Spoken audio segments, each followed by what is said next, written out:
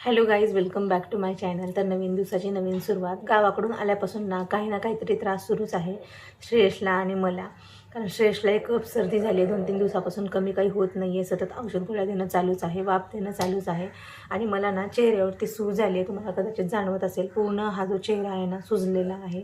काय माहीत नाही कशामुळे आली आहे ती. चेहऱ्यावरती आणि पायावरती ना सूज येत आहे आणि खूप लवकर थकते आहे मी. खूप लवकर थकवा येतो आहे आणि हाडीतापसुद्धा आहे अंगामध्ये. कारण तोंड एवढं कडू पडत आहे ना की काही खावं असं वाटत नाही आहे. आणि एखादं काम जरी केलं ना तरी खाली बसते असं होत आहे. इतका थकवा येत आहे.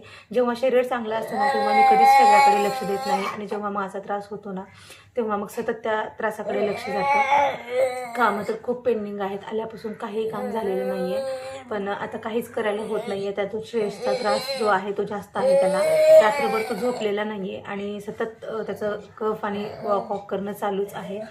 तर त्याची काळजी घ्यायची आहे आणि स्वतःकडे लक्ष द्यायचं आहे. तर बाकीचे कामं तर काही होतच नाही आहेत. तर निरोगी शरीराची किंमत काय असते ना, जेव्हा शरीराला त्रास होतो ना तेव्हाच कळते, हे मात्र नक्की.